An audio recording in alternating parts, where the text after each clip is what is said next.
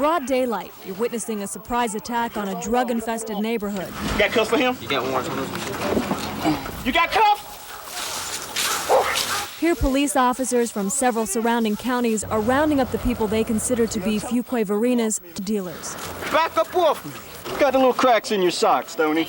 The sweep and subsequent searches netted some crack cocaine, 160. some money, and no surprises from the neighbors. But you were expecting a raid one of these days? Yeah, everybody would. Yeah, we got some of the main game players, ones we wanted to get. What the police found in this raid could be found, they say, in any raid, in any neighborhood, in any part of the state. You see the crowd here on your left now. You got 1, 2, 3, 4, 5. You notice they're just hanging. It was just a week ago some of the same drug officers were targeting the small community of Holly Springs. There's not a town in this county or a place or any place in this county that you can't go now and find crack cocaine.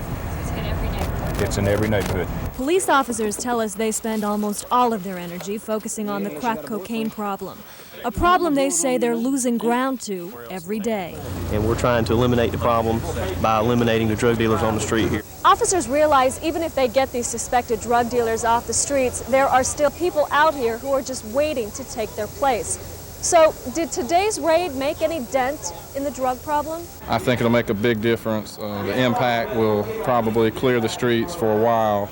Just how long a while is no one's quite sure. They say they at least have to try. Lonni, Leavitt, WTVD 11 News.